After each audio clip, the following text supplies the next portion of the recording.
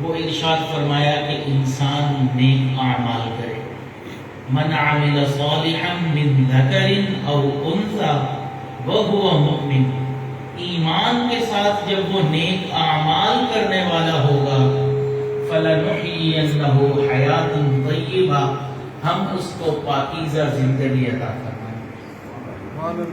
تو آج ہم میں سے ہر انسان جو پریشان ہے، سوال بھی کرتے ہیں کہ ہماری زندگی کی مشکلات ختم کیوں نہیں ہوتی، ہماری زندگی کی پریشانیاں ختم کیوں نہیں ہوتی، ہم کامیابی کی طرف کیوں نہیں بڑھ پاتے؟ تو اس کی کچھ وجوہات ہوتی ہیں۔ تو اگر ہم ان تمام وجوہات کو دیکھیں، ان کے اوپر نظر دوڑائیں، تو کئی ساری نظر آتی ہیں، لیکن بنیادی طور پر 5 ایسی وجوہات ہیں جو ہماری زندگی کی پریشانیوں کی وجہ بنی ہوتی ہے۔ جیسے کہتے ہیں 100 باتوں کی ایک بات، کہ تفصیلات تو بہت ہوتی ہیں لیکن بنیادی باتیں 5 ہیں۔ اگر ہم ان 5 باتوں پر عمل کرنا شروع کر دیں، یا جو چھوڑنے والے کام ہیں ان کو چھوڑ دیں، تو اللہ رب العزت ہمیں ایک کامیاب زندگی عطا فرمائیں گے۔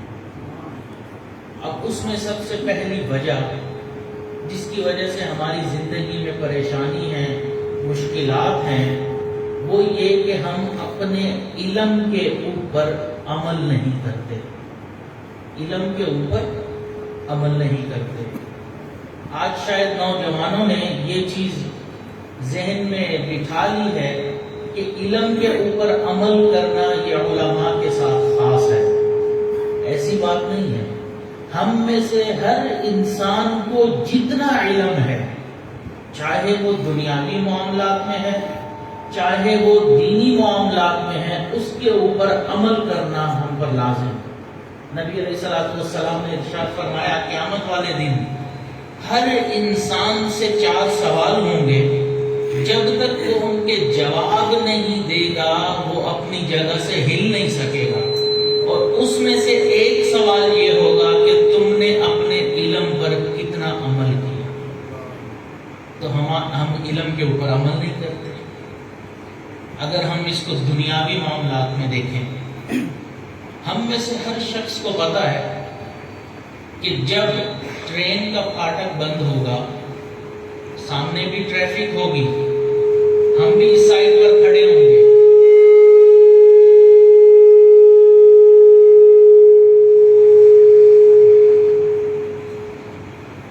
سامنے سے بھی ٹریفک آئے گی، جب اس سائڈ سے پھاٹک کھلے گا ہم بھی جائیں گے، لیکن اس کے باوجود ہم جلد بازی میں اپنی گاڑی دوسری لین میں لا کے کھڑا کر دیتے ہیں۔ اب ہمیں علم ہے کہ ہمارا یہ کام کرنا، ہماری یہ حرکت کرنا ٹریفک کو جیم کرے گا، جھگڑے کا سبب بنے گا، لوگوں کے گھروں کو، منزلوں کو پہنچنے میں دیر ہوگی، سبب ہم بنیں گے۔ اس علم کے باوجود ہم نے عمل تو نہیں کیا نا۔ ہم میں سے ایک چیز کا ہم سے سوال ہونا ہے، اس چیز کا بھی سوال ہونا ہے۔ یہ چیز بھی تو دوسروں کی تکلیف کا سبب بن رہی ہے نا۔ ہم میں سے ہر انسان کو پتا ہے کہ جب بھی گاڑی کھڑی کرنی ہے یا کوئی اپنی سواری کھڑی کرنی ہے تو ایسی جگہ پہ کھڑی کرنی ہے کہ دوسروں کو تکلیف نہ پہنچے۔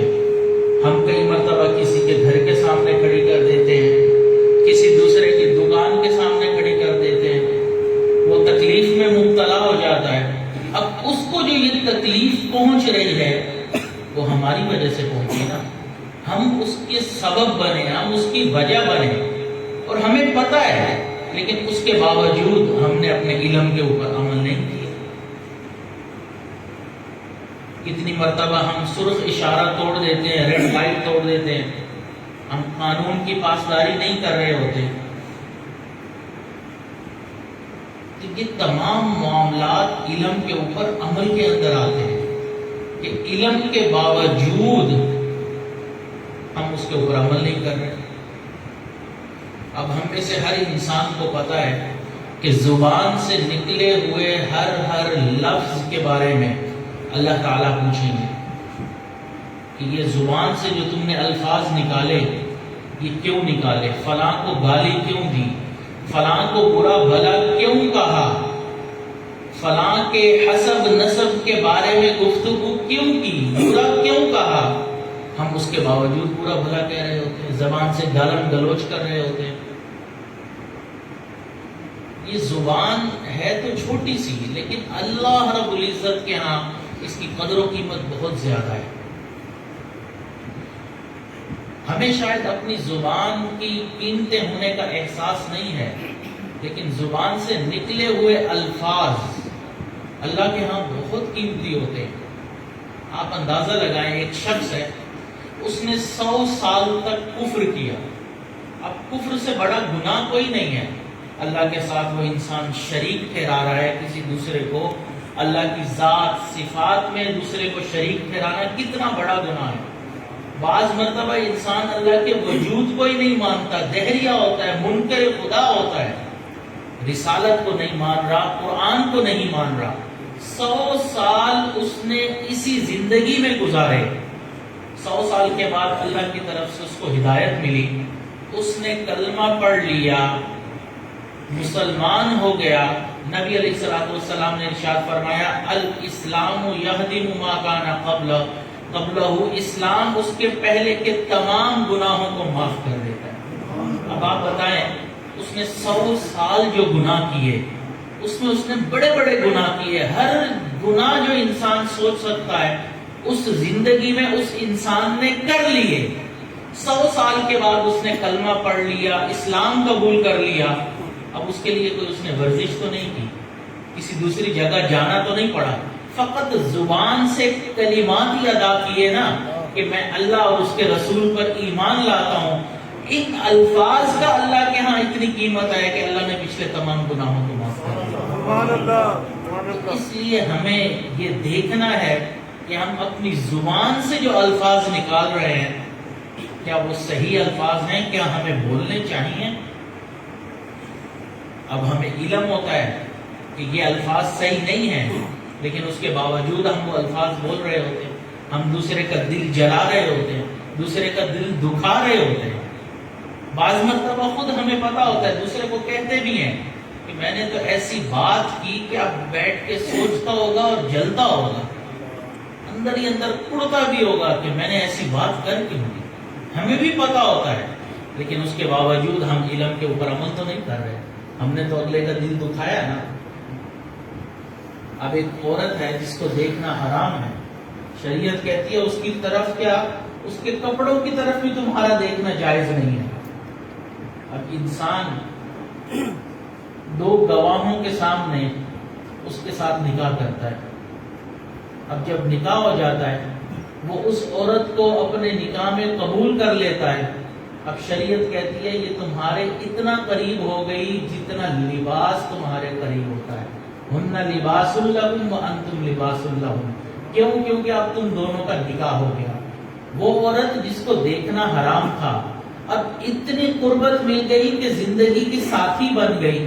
اب یہ زندگی کی ساتھی بنانے کے لیے صرف زبان سے الفاظ ہی ادا کیے اور تو کچھ نہیں کیا۔ تو اس سے اندازہ لگائیں ہماری زبان سے نکلے ہوئے الفاظ کی اللہ کے ہاں کتنی قدر و قیمت ہے۔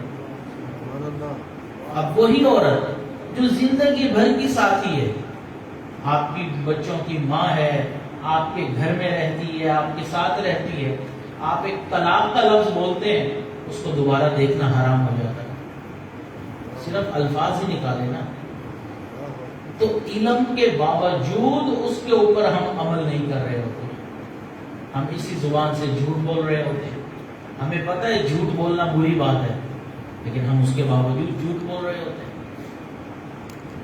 2 باتیں ہیں یہاں پر، ایک ہوتا ہے کہ سچ بولنا اور ایک ہوتا ہے سچائی والا معاملہ کرنا۔ ہم میں سے بعض لوگ سچ تو بول رہے ہوتے ہیں لیکن جو معاملہ ہوتا ہے وہ سچائی والا نہیں کر رہے ہوتے۔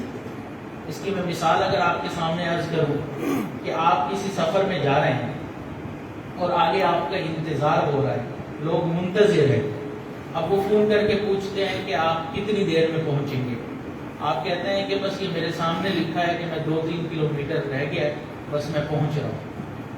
اب اس نے سمجھا کہ 2-3 کلومیٹر میں یہ میرے پاس پہنچ جائیں گے مہمان، اب وہ انتظار کر رہا ہے، جبکہ آپ کے سامنے 23 کلومیٹر لکھا ہوا تھا۔ اب آپ نے بولا تو سچ ہے، لیکن سچائی والا معاملہ نہیں کیا۔ شریعت کہتی ہے سچ بھی بولو اور سچائی والا معاملہ بھی کرو۔ اب ہم علم رکھتے ہیں لیکن علم کے اوپر عمل نہیں کر رہے ہوتے۔ تو یہ ہماری پریشانیوں کی پہلی وجہ کہ ہم علم کے اوپر عمل نہیں کرتے، چاہے وہ دنیاوی معاملات ہوں چاہے وہ دینی معاملات ہوں۔ ہم میں سے کتنے ایسے ہیں، تاجران ہیں، دکاندار ہیں، جو چیز ہلکی ہوتی ہے، کوالٹی کم ہوتی ہے، ان کو پتا ہوتا ہے کہ اس کے اوپر سٹیمپ بھی جو لگی ہوئی ہے یہ غلط لگی ہوئی ہے، لیکن پھر بھی گاہک سے پیسے نکلوانے کے لیے کہتے ہیں یہ فلاں جگہ کی بنی ہوئی ہے۔ پھر کیسے ایسے رزق کے اندر برکت ہو؟ جب جھوٹ بول کے مال بیچا گیا، جھوٹ بول کے اس سے پیسے لیے گئے، جب دھوکہ دیا گیا، سچائی والا معاملہ ہی نہیں کیا گیا، پھر کہتے ہیں برکتوں کے دروازے نہیں کھل رہے۔ کیسے کھلیں گے؟ مال بیچنا ہے تو اس کا عیب بھی بیان کرنا ہے کہ یہ مال تو میں بیچ رہا ہوں، اس کے اندر یہ عیب بھی موجود ہے، لیکن ہم تو عیب بیان نہیں کرتے، ہم تو چھپا جاتے ہیں۔ تو علم کے اوپر عمل کرنا یہ پہلی وجہ ہے جس کی وجہ سے ہماری زندگی میں پریشانیاں ہیں کہ ہم عمل ہی نہیں کرتے۔ اس لیے ہمیں چاہیے کہ ہم اپنے علم کے اوپر عمل کریں تاکہ شریعت نے جو ہمیں کہا ہم ویسے کرتے چلے جائیں گے تو زندگی میں خوشیاں آئیں گی۔ نمبر 2 جو ہماری پریشانیوں کی وجہ ہے کہ ہم استغفار کثرت کے ساتھ نہیں پڑھتے۔ نبی علیہ السلام نے ارشاد فرمایا خوش نصیب ہے وہ انسان قیامت والے دن جس کے نامہ اعمال میں کثرت کے ساتھ استغفار لکھا ہوگا، اور ہم استغفار کی کثرت نہیں کرتے۔ ہماری زبان پر تسبیح استغفار کی ہوتی ہی نہیں ہے۔ استغفار کیا ہے؟ جیسے ہمارے فون کے اندر ایک ڈیلیٹ آپشن ہوتا ہے، ہم اپنے میسیجز کو سلیکٹ آل کریں، ڈیلیٹ کریں، تمام میسیجز ڈیلیٹ ہو جاتے ہیں۔ بس اسی طرح سمجھیں کہ ہم اپنے گناہوں کو سلیکٹ کرتے ہیں اور اس کے بعد استغفار یعنی کہ ڈیلیٹ کی کمانڈ دیتے ہیں، اللہ تعالیٰ اس کی برکت سے تمام گناہوں کو معاف فرما دیتا ہے۔ یہ استغفار ہے۔ تو ہم کثرت سے استغفار کریں۔ استغفار ہی توبہ کی جگہ بول دیا جاتا ہے، اور توبہ بھی بعض مرتبہ استغفار کی جگہ بول دی جاتا ہے، یعنی کہ ہم اپنے گناہوں سے اللہ کے سامنے توبہ کریں، استغفار کریں کہ اللہ آپ ہمیں معاف فرما دیں۔ اور اس کے لیے بھی کہیں جانے آنے کی ضرورت نہیں پڑتی، انسان بیٹھا اپنی زبان سے استغفار کی تسبیح پڑھتا ہے۔ حضرت حسن بصری رحمۃ اللہ علیہ ایک مرتبہ ایک نشست میں تشریف فرما تھے، ایک شخص آیا، آ کے کہنے لگا کہ حضرت میرے بہت سارے گناہ ہیں، میں چاہتا ہوں کہ اللہ میرے گناہ معاف فرما دے۔ حضرت نے فرمایا استغفار پڑھو۔ وہ چلا گیا۔ دوسرا آدمی آیا، اس نے آ کے کہا کہ حضرت ہمارے علاقے میں بارش نہیں ہو رہی، ضرورت ہے تو آپ دعا فرما دیجیے۔ حضرت نے فرمایا استغفار کرو۔ تیسرا آیا تھوڑی دیر کے بعد، اس نے کہا حضرت میں چاہتا ہوں کہ میرے مال میں، میرے رزق میں برکت ہو جائے۔ حضرت نے فرمایا استغفار پڑھو۔ تھوڑی دیر بعد ایک چوتھا بندہ آیا، اس نے کہا حضرت میرے ہاں نرینہ اولاد نہیں ہے تو آپ دعا فرما دیجئے اللہ مجھے اولاد عطا فرما دے۔ حضرت نے فرمایا کثرت سے استغفار کرو۔ چلا گیا۔ ایک اور شخص آیا، اس نے آ کے کہا کہ حضرت میرے باغات ہیں پھلوں کے، میں چاہتا ہوں ان میں پھل زیادہ ہو اور اچھا پھل ہو، تو آپ کوئی وظیفہ بتا دیں، دعا کر دیں۔ حضرت نے فرمایا استغفار کرو۔ وہ بھی چلا گیا۔ اب تھوڑی دیر کے بعد ایک اور شخص آیا، آ کے کہنے لگا کہ حضرت ہمارے علاقے میں پانی کی قلت ہے، کوئی ایسا کنواں نہیں ہے کہ جہاں سے کوئی میٹھا پانی نکلتا ہو، تو پانی کی ضرورت ہے، آپ دعا فرما دیجئے تاکہ چشمہ جاری ہو، میٹھا پانی ہو، تو اس سے ہم سب فائدہ اٹھائیں۔ حضرت نے فرمایا استغفار کرو۔ اب یہ سب کو ایک ہی جب جواب ملا تو محفل میں بیٹھے ہوئے ایک شخص نے کہا کہ حضرت یہ اچھا وظیفہ آپ کے ہاتھ آ گیا. جو جس پریشانی کے لیے آ رہا ہے آپ اس کو ایک ہی بات کر رہے ہیں، استغفار کرو استغفار کرو، اس کی کیا وجہ ہے؟ حضرت نے فرمایا کہ یہ تمام پریشانیوں کے بارے میں نے ایک ہی جو وظیفہ بتایا ہے یہ میں نے نہیں بتایا، اللہ نے قرآن میں بتایا ہے. اس نے کہا حضرت وہ کیسے؟ حضرت نے فرمایا دیکھو پہلا شخص آیا، اس نے آ کے کہا کہ میرے گناہ زیادہ ہیں، میں چاہتا ہوں گناہ معاف ہو جائیں. تو میں نے کہا استغفار کرو. اللہ تعالیٰ قرآن مجید میں ارشاد فرماتے ہیں فَقُلْتُ اسْتَغْفِرُوا رَبَّكُمْ إِنَّهُ كَانَ غَفَّارًا، کہ اگر یہ اللہ کے سامنے استغفار کرتے تو اللہ ان کے گناہوں کو معاف فرما دیتے. تو استغفار کریں. پھر دوسرا آیا، اس نے آ کے کہا کہ بارش چاہیے، میں نے کہا استغفار کرو. اللہ آگے فرماتے ہیں کہ اگر یہ استغفار کرنے والے ہوتے یُرْسِلِ السَّمَاءَ عَلَيْكُمْ مِدْرَارًا، اللہ آسمانوں سے ان کے اوپر بارش برسا دیتے. تیسرا آیا، اس نے آ کے کہا کہ مجھے مال چاہیے، برکت ہو میرے مال کے اندر، میں نے کہا استغفار کرو، کیونکہ اللہ آگے فرماتے ہیں کہ یہ استغفار کرنے والے ہوتے تو میں مال کے ذریعے ان کی مدد کرتا. چوتھے نے کہا کہ مجھے اولاد نرینہ چاہیے، اللہ قرآن میں فرماتے ہیں اگر یہ استغفار کرنے والے ہوتے تو میں اولاد کے ذریعے ان کی مدد کرتا. پانچواں آیا، اس نے آ کے کہا کہ ہم میرے پھل زیادہ ہو جائیں، تو اللہ قرآن مجید میں ارشاد فرماتے ہیں وَيَجْعَلْ لَكُمْ جَنَّاتٍ، اگر یہ استغفار کرنے والے ہوتے تو اللہ تعالیٰ ان کے باغوں میں پھل عطا فرما دیتے. اور پھر اس کے بعد آخری آدمی آیا، اس نے کہا کہ میٹھے پانی کا چشمہ جاری ہو جائے، پانی چاہیے. اللہ تعالیٰ قرآن مجید میں یہی ارشاد فرماتے ہیں کہ اگر یہ استغفار کرنے والے ہوتے تو وَيَجْعَلْ لَكُمْ أَنْهَارًا، اللہ زمین سے تمہارے لیے چشمے جاری فرما دیتے. اب ایک ہی عمل ہے لیکن پوری زندگی اگر ہم اپنی بھی دیکھیں نا، ہماری یہی پریشانی ہے. رزق کی پریشانی ہے، اولاد کی پریشانی ہے، مال کی پریشانی ہے، پانی کی پریشانی ہے، گناہوں کی پریشانی ہے. اگر ہم بھی اپنی زندگی میں دیکھیں تو ہمیں بھی یہی 7-8 پریشانیاں ہیں جس کے گرد ہماری پوری زندگی گھومتی ہے. اور ان تمام پریشانیوں کے لیے اللہ تعالیٰ نے ایک وظیفہ بتایا کہ کثرت سے استغفار، اور ہم اس کو چھوڑ کر باقی تمام چیزوں کے پیچھے لگے ہوئے ہوتے ہیں. اور پھر یہی وجہ بنتی ہے کہ ہم عاملوں کے پاس پہنچ جاتے ہیں، کیونکہ انسان جب پریشان ہوتا ہے اس کو کہیں سے بھی راستہ ملنا چاہیے، وہ وہاں پہنچے گا. پھر جب عامل کے پاس پہنچتا ہے تو ان کی گاڑی چلتی ہے، وہ بھی سمجھ جاتے ہیں کہ بکرا جب خود حلال ہونے کے لیے آ گیا ہے تو اس کو حلال کرنا تو ہم پر ضروری ہے. تو اس لیے عاملوں کے پاس جانے کی بجائے اللہ نے جو وظیفہ بتایا ہے ہم اس کے اوپر عمل کرنا شروع کر دیں. عاملین تو ویسے ہی انتظار میں ہوتے ہیں کہ کوئی آئے اور اس کے بعد ہم معاملات کو، اپنی راہوں کو درست کریں.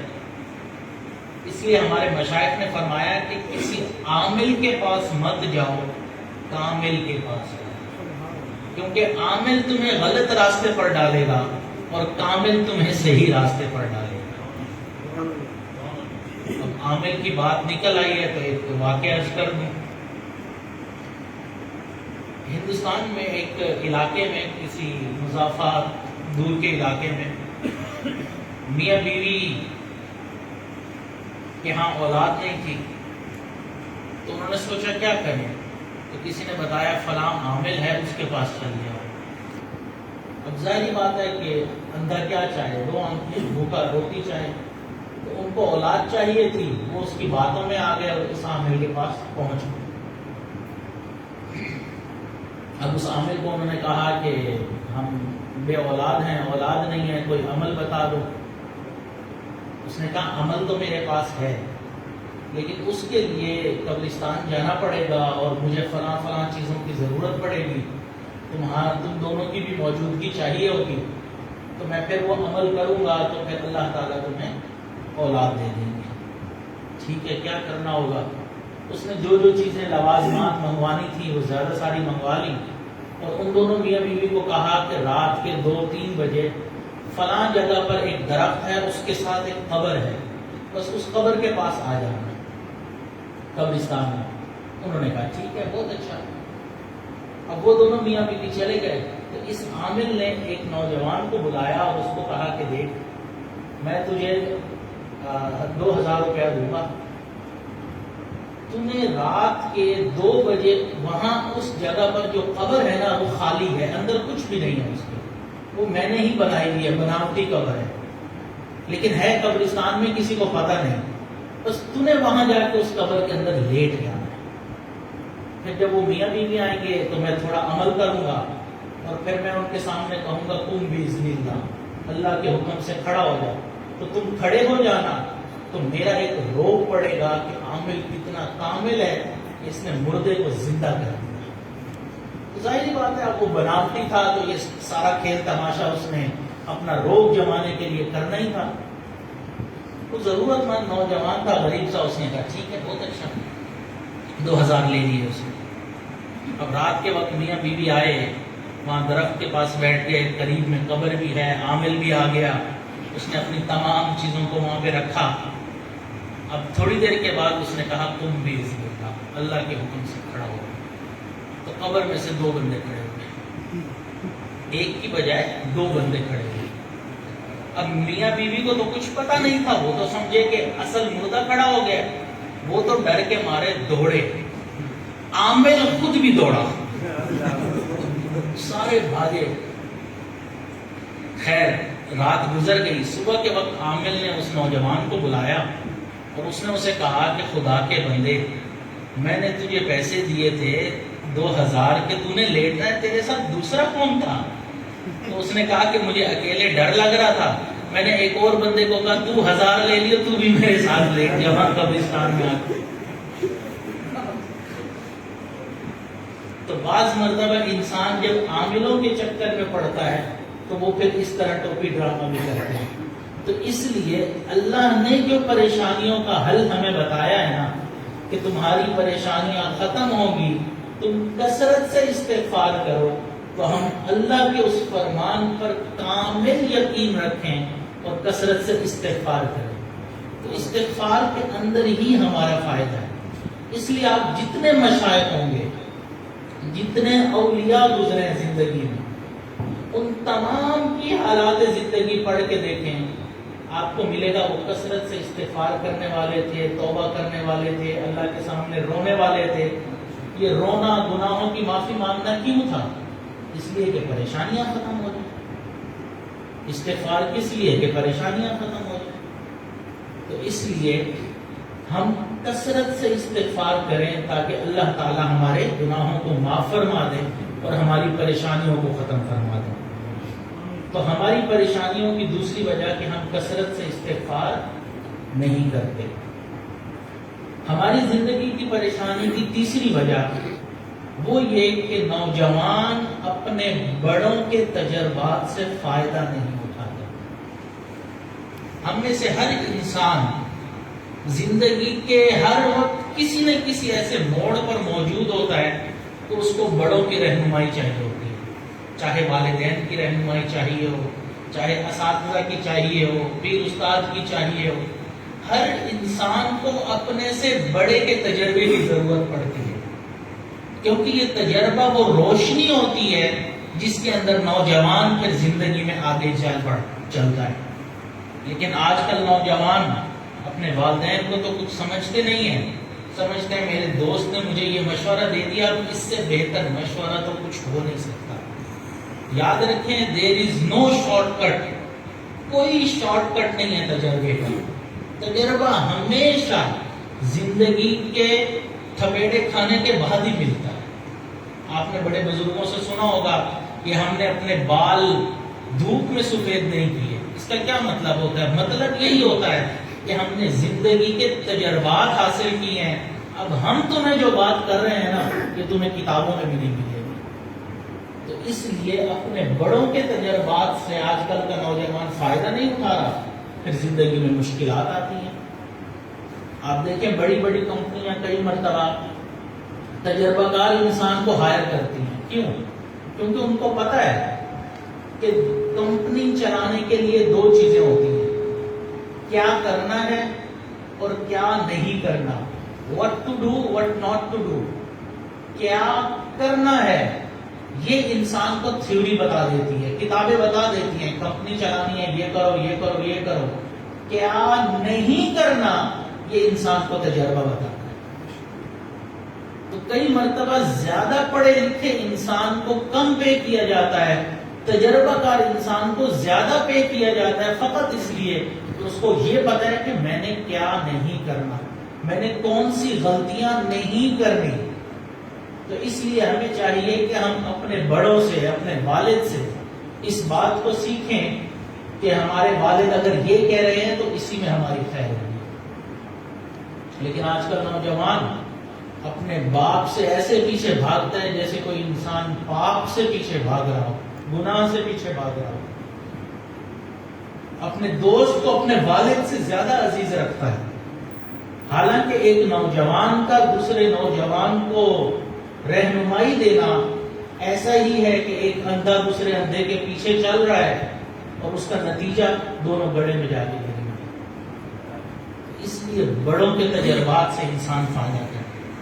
کتنی مرتبہ ہوتا ہے والدین کہہ رہے ہوتے ہیں کہ بیٹا یہاں پر نکاح یا شادی کرنا تمہارے لیے ٹھیک نہیں ہے، یہ لڑکی یا یہ خاندان تمہارے لیے ٹھیک نہیں ہے، کہ لڑکی کو سمجھایا جا رہا ہوتا ہے کہ یہ لڑکا تمہارے لیے ٹھیک نہیں ہے، لیکن وہ نہیں سمجھ رہی ہوتی۔ پھر بعد میں زندگی بھر رو رہے ہوتے ہیں کہ میرے ابو ٹھیک کہتے تھے، امی ٹھیک کہتی تھی، لیکن اب کیا پچھتائے ہو جب چڑیاں چگ گئی کھیت۔ تو اس لیے اپنے بڑوں کے تجربات سے فائدہ حاصل کرنا چاہیے کہ وہ کیا کہہ رہے ہیں، ان کی بات کو انسان سنے۔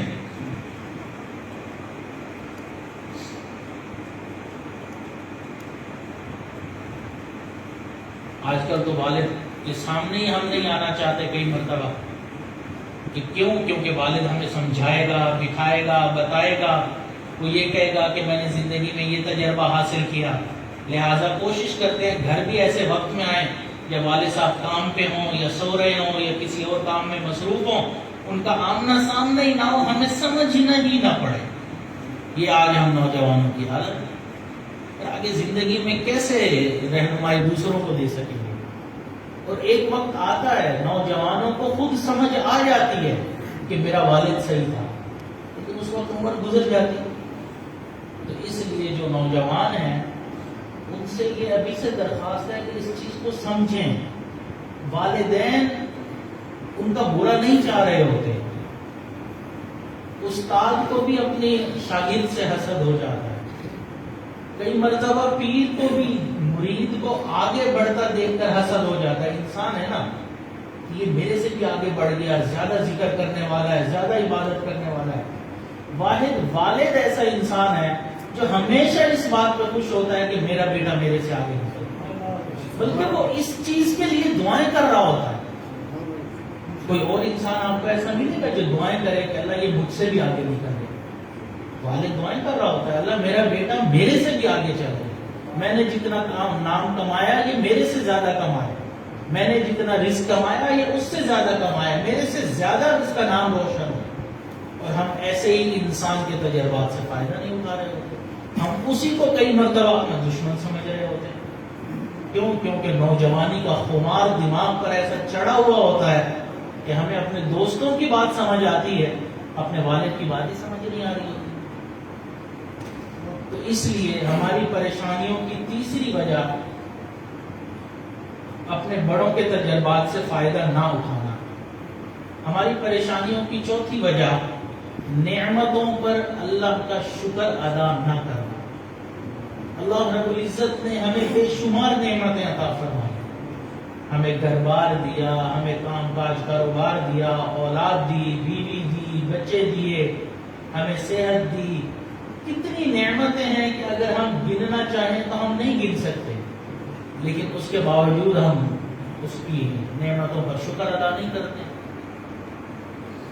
ہم کھانا کھانے کے لیے بیٹھتے ہیں، کتنی طرح کی نعمتیں ہمارے سامنے پڑی ہوتی ہیں، ہم نہ کھانے سے پہلے کی دعا پڑھتے ہیں، کھانا کھا کے بھی اٹھتے ہیں اور اس شکر کی دعا بھی نہیں پڑھ رہے ہوتے۔ شکر تو ادا نہیں کیا نا ہم نے، کئی مرتبہ اسی کھانے میں عیب بھی نکال رہے ہوتے ہیں۔ اچھی طرح پیٹ بھر کے کھانا کھا کے اٹھتے ہیں، لیکن اس کے باوجود کہتے ہیں آج مزہ نہیں آیا۔ شکر تو ادا نہیں ہوا نا. تو ہم نعمتوں پر شکر ادا نہیں کرتے. تو نعمتوں پر انسان شکر ادا کرے کہ اللہ آپ کی اتنی نعمتیں ہیں کہ اگر ہم ساری زندگی بھی سجدے میں پڑے رہیں ہم آپ کی نعمتوں کا شکر ادا نہیں کر سکتے. ایک آدمی کا ایکسیڈنٹ ہوا تو اس کی یہ جو اوپر والی پلک تھی اس پہ کوئی باریک چیز لگی اور یہ کٹ گئی، یہ والا حصہ. اب کچھ دنوں کے بعد ظاہری بات ہے کہ کچھ ٹائم کے بعد انسان کو اپنی آنکھ کی صفائی کے لیے پلکوں کو جھپکنا پڑتا ہے. یہ آٹومیٹکلی ونڈ اسکرین سمجھ لیں، اس کے اوپر وائپر اللہ نے لگا دیا ہے، جیسے گاڑی کی ونڈ اسکرین ہوتی ہے اس کا وائپر ہوتا ہے، تو انسان اس کو پھیرتا ہے اور صفائی ہو جاتی ہے. تو جو ہوا میں ذرات ہوتے ہیں مٹی کے یا جراثیم وہ ہماری آنکھ پہ پڑتے ہیں، تو جب ہم اپنی پلکوں کو جھپکتے ہیں تو آنکھ صاف ہو جاتی ہے، ہمیں پتہ بھی نہیں چلتا. اب ظاہری بات ہے جب یہ پلک ہی نہیں گئی تو وہ جھپکے کس چیز کو؟ تو مٹی کے ذرات آنکھ کے اوپر پڑنا شروع ہو گئے. اب چبھن شروع ہو گئی. ڈاکٹر کے پاس گیا تو ڈاکٹر نے کہا کہ دیکھیں اب جو نیچرل طریقہ تھا وہ تو رہا نہیں، لیکن آپ کو ہر تھوڑی دیر کے بعد اب پانی سے اپنی آنکھ کو صاف کرنا پڑے. اب ہر تھوڑی دیر کے بعد جب پانی لگے آنکھ پر تو ظاہری بات ہے تو آنکھ نے پھولنا شروع کر دی، لال ہو گئی، سرخ ہو گئی، اور حتیٰ کہ اتنی موٹی ہو گئی، اتنی بڑی ہو گئی کہ انسان اس کے چہرے کو دیکھتا تھا تو خوف آتا تھا. اب ہم نے کبھی احساس بھی کیا ہے کہ یہ چھوٹی سی پلک اللہ کی کتنی بڑی نعمت ہے؟ ہمیں پتہ بھی نہیں، لیکن اللہ نے ہمیں یہ نعمت دی. اس طرح کی کتنی نعمتیں ہیں جو اللہ نے ہمیں عطا فرمائی ہیں. حضرت والد صاحب فرماتے ہیں کہ ہمارے ایک مہمان بنے ایک ڈاکٹر صاحب، تو ان کو رات کا کھانا دیا. کھانا انہوں نے جب کھا لیا تو بستر لگا دیا کہ اب آپ آرام فرمائیں، تو فجر تہجد میں ملاقات ہوگی. تو انہوں نے کہا میں آرام کر لوں گا. اس کے بعد وہ وہیں بیٹھے بیٹھے انہوں نے دیوار کے ساتھ یوں ٹیک لگائی، ٹانگیں سیدھی کر لی اور آنکھوں کو بند کر لیا. تو والد صاحب سمجھے کہ جیسے انسان ابھی تھوڑی دیر لیٹنے سے پہلے بیٹھے ہیں، ذکر مراقبہ کر رہے ہیں، تھوڑی دیر میں لیٹ جائیں گے تو سو جائیں گے. فرماتے ہیں کہ میں وہاں سے چلا گیا. جب میں تہجد میں آیا تو میں نے دیکھا کہ وہ ڈاکٹر صاحب اسی پوزیشن پہ بیٹھے. خیر وہ بھی جاگ گئے، وضو کیا، نماز پڑھی. تو میں نے ان سے پوچھا کہ کیا معاملہ ہے کہ آپ سوئے نہیں، نیند نہیں آئی؟ نئی جگہ ہونے کی وجہ سے کئی لوگوں کو نیند نہیں آتی. تو انہوں نے کہا نہیں میں نے نیند پوری کر لی ہے، میں سوتا ہی اسی پوزیشن میں ہوں. تو کیا مطلب؟ انہوں نے کہا کہ اصل میں جب انسان کھانا کھاتا ہے تو اس کی یہاں گلے میں دو پائپ، یوں مثال کے طور پر سمجھا رہا ہوں کہ دو پائپ ہیں، ایک کھانے والا اور ایک سانس والا. اور جو کھانے والا پائپ ہے نا، جس کے ذریعے نالی جو ہے جس سے کھانا انسان کے معدے میں جاتا ہے، اس کے اوپر اللہ تعالیٰ نے ایک والو لگایا ہے، ایک ڈھکن ہے. جب انسان کھانا کھاتا ہے تو وہ نیچے ہو جاتا ہے، کھانا اندر چلا جاتا ہے اور وہ والو بند ہو جاتا ہے. اب انسان اگر کھانا کھانے کے بعد الٹا بھی لٹک جائے نا تو وہ والو دوسری طرف نہیں کھلتا، وہ ون وے ہے، بس ایک طرف ہی کھلتا ہے. کھانا جا تو سکتا ہے، اس کے ذریعے واپس نہیں آ سکتا. وہ اللہ نے والو ایسا بنایا ہے، ڈھکن ایسا بنایا ہے اس نالی کا. اب ہوا یہ کہ میرا وہ ڈھکن، وہ والو خراب ہو گیا، اب وہ دوسری طرف بھی کھل جاتا ہے. تو اس لیے کھانا کھا کے اگر میں لیٹتا ہوں تو جو کچھ میرے معدے میں ہوتا ہے وہ منہ کے ذریعے سارا باہر نکل آتا ہے. تو اس لیے میں پچھلے کئی سالوں سے بیٹھ کر ہی نیند پوری کر. والد صاحب فرماتے ہیں اس وقت احساس ہوا کہ جس چیز کا ہمیں پتہ ہی نہیں وہ بھی اللہ کی کتنی بڑی نعمت ہے. لیٹ کر سونا بھی اللہ کی کتنی بڑی نعمت ہے، ہمیں احساس ہی نہیں. یہ نعمتوں پر اللہ کا شکر تو ہم ادا نہیں کریں. اس لیے تو اللہ تعالیٰ فرماتے ہیں کہ اگر تم شکر ادا کرنا بھی چاہو تو نہیں کر سکتے. اور ہم واقعی نہیں کر سکتے، لیکن ہم کوشش بھی نہیں کرتے. جو شکر کی دعائیں ہیں الحمدللہ موقع موقع پر کہنا، ہم وہ بھی نہیں پڑھ رہے ہوتے. الحمدللہ، اللہ کی تعریف کرنا بھی اللہ کا شکر ادا کرنا ہے. عبادت کرنا بھی اللہ کا شکر ادا کرنا ہے.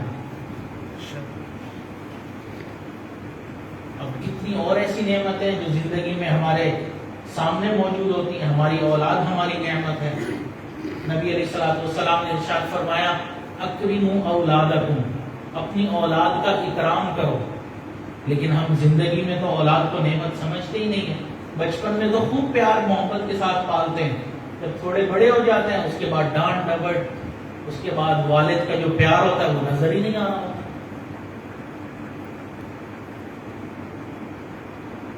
اکرموا اولادکم، اپنی اولاد کا اکرام کرو. یہ نبی علیہ السلام نے کسی وجہ سے ہی فرمایا نا. ہم اپنی بیوی کو نعمت نہیں سمجھ رہے ہوتے، اپنی اولاد کو نہیں سمجھ رہے ہوتے. اگر آپ کسی مرد سے پوچھ لیں، اپنی بیوی کی ایک لمبی لسٹ گنوائے گا کہ اس کے اندر یہ عیب ہے، یہ عیب ہے، وہ یہ کرتی ہے، وہ ایسا کرتی ہے، وہ بات نہیں مانتی ہے، وہ جواب دیتی ہے، پوری ایک لسٹ گنوا دے گا. بیوی سے پوچھ لیں تو خاوند کے عیبوں کی پوری تفصیلات اس کے پاس بھی موجود ہوگی کہ میرا خاوند ایسا ایسا ایسا. لیکن انہی دونوں میں سے کوئی ایک فوت ہو جائے. خاوند فوت ہو گیا، اب بیوی بیٹھی ہو رہی ہوگی. اس سے پوچھا جائے کہ خدا کی بندی آپ کو تو بہت شکوے شکایات تھے نا، آپ تو کہتی تھی کہ میرا خاوند ایسا ہے، اس کے اندر یہ برائی یہ برائی. اب تو وہ فوت ہو گیا، آپ کی زندگی کی تو مشکل حل ہو گئی، اب آپ رو کیوں رہی ہیں؟ اب نہیں، جیسا بھی تھا میرے بچوں کا باپ تھا، میرے گھر کا ذمہ دار تھا، مجھے اس کی وجہ سے حفاظت تھی. اب تعریفیں گنوا رہی ہیں. یہی بیوی فوت ہو جائے تو خاوند آنسو بہا رہا ہوتا ہے. تو زندگی میں کیوں نہیں قدر کی؟ زندگی میں کیوں ایک دوسرے کے عیب ہی گنواتے زندگی گزارتے، ایک دوسرے کے اوپر الزام لگاتے ہی زندگی گزارتے؟ اب کیا فائدہ؟ ایک انگریز نے ایک پوئم لکھی، اس میں ایک ہی جملہ اس ٹاپک سے ریلیٹڈ ہے. لکھتا ہے اس میں، وہ جملہ لکھتا ہے کہ why do we wait till a person die؟ ہم انتظار کیوں کرتے ہیں جب تک کہ بندہ مر نہ جائے؟ تو وہ کہنا یہ چاہ رہا ہے، اس نے دیکھا کہ ہمارے معاشرے میں، عیسائیوں کے معاشرے میں جب کوئی انسان فوت ہو جاتا ہے تو اس کی قبر پر، اس کے مردہ جسم پر بہت سارے پھول رکھے جاتے ہیں. تو اس نے کہا کہ یہی پھول اگر زندگی میں دیے جائیں تو زندگی کتنی خوشگوار ہو جائے. تو اس پر اس نے یہ جملہ لکھا کہ ہم یہ پھول دینے کے لیے اس کے مرنے کا انتظار کیوں کرتے ہیں؟ تو ہم مسلمان معاشرے میں بھی دیکھ لیں، زندگی ختم ہو جانے کے بعد سب اچھائیاں یاد ہو جاتی ہیں. جانے والا بہت اچھا تھا، وہ تو ایسا تھا، وہ تو ایسی نیکی کرتا تھا. اب یہ اچھائیاں کیوں یاد آ رہی ہیں؟ اب تو کوئی فائدہ نہیں ہے. زندگی میں یاد آنی چاہیے تھی نا، زندگی میں اس کی قدر کرنی چاہیے تھی. زندگی میں قدر نہیں کی، اب رونے سے کوئی فائدہ نہیں. تو اس لیے اللہ کی نعمتوں پر شکر ادا کرنا، یہ ہماری پریشانیاں ختم ہونے کی چوتھی وجہ. اگر ہم شکر ادا کریں گے. آخری وجہ جس کی وجہ سے ہماری زندگی میں پریشانیاں ہیں وہ یہ کہ ہم جو اس دنیا سے جانے والے ہیں، جو لوگ فوت ہو گئے ہیں یا فوت ہو رہے ہیں، ہم جانے والوں سے عبرت حاصل نہیں کرتے. ہم اپنی آنکھوں سے جنازے دیکھتے ہیں، اپنی آنکھوں سے لوگوں کو مرتا دیکھتے ہیں، لیکن عبرت نہیں پکڑتے کہ ہم نے بھی ایک دن اسی راستے پر جانا ہے. ہم میں سے ہر انسان کو یقین ہے کہ مرنا ہے. دنیا میں آپ کو خدا کے منکر بھی مل جائیں گے، رسول کے منکر بھی ملیں گے، قرآن کے منکر بھی ملیں گے، قیامت کے منکر بھی ملیں گے، ہر طرح کے منکر مل جائیں گے. لیکن دنیا میں کوئی بھی انسان موت کا منکر نہیں ملے گا. یہ ایسی اٹل حقیقت ہے. لیکن اس کے باوجود ہم جس چیز کو بھولے بیٹھے ہوتے ہیں وہ موت ہی ہوتی ہے. ہم میں سے کسی کو نہیں پتا کہ اگلے لمحے میں کون زندہ ہے کون نہیں، لیکن ہم اسی سے عبرت بھی حاصل نہیں کر رہے ہوتے. اگر ہم عبرت حاصل کرنے والے ہوتے تو ظاہری بات ہے ہم گناہوں سے بچنے والے ہوتے. ایک جنازہ جا رہا تھا تو ایک بزرگ کھڑے تھے، کسی نے پوچھا حضرت کس کا جنازہ؟ انہوں نے فرمایا تیرا جنازہ. تو نوجوان کو برا لگا، کہنے لگا میں نے آپ کو سمجھدار آدمی سمجھا اور آپ نے تو بڑی عجیب بات کر دی. انہوں نے فرمایا بیٹا ناراض کیوں ہوتے ہو؟ اگر تیرا نہیں تو میرا جنازہ. مطلب یہ کہ تمہیں بھی یہی جانا ہے، میں نے بھی یہی جانا ہے. انجام تو ہم دونوں کا یہی ہے نا، تو اس میں برا منانے والی کیا بات ہے؟ ایک نوجوان ایک شہر میں داخل ہونے کے لیے آ رہا تھا، راستے میں تو اس نے ایک بزرگ سے پوچھا حضرت شہر کا راستہ کس طرف ہے؟ انہوں نے ایک سمت اشارہ کر دیا، وہ تھوڑا آگے گیا تو وہاں پر قبرستان تھا، اس کو بڑا غصہ چڑھا، واپس آیا، واپس آ کے ان بزرگوں کو کہنے لگا کہ آپ سے میں نے شہر کا راستہ پوچھا، آپ نے مجھے قبرستان کا راستہ بتا دیا۔ تو انہوں نے فرمایا بیٹا شہر کس کو کہتے ہیں؟ آبادی کو۔ آبادی کہتے ہیں جہاں پر لوگ رہ رہے ہیں اور مختلف جگہوں سے لوگ آئے اور وہاں اکٹھے رہنا شروع کر دیں، اس کو آبادی اور شہر کہتے ہیں۔ جب سے میں پیدا ہوا ہوں اس قبرستان والے علاقے کو میں نے آباد ہوتے دیکھا ہے، اور جس طرف تم جانا چاہتے ہو اس کو میں نے برباد ہوتے دیکھا۔ تو آبادی تو یہ ہوئی نا، وہ تو نہ ہوئی۔ تو ہم میں سے ہر شخص کو پتہ ہے ہم نے مرنا ہے، لیکن ہم عبرت حاصل نہیں کرتے۔ عبرت حاصل کرنے کا کیا مطلب؟ کہ اپنے گناہوں سے اللہ سے معافی نہیں مانگتے، اپنی موت کی تیاری نہیں کرتے۔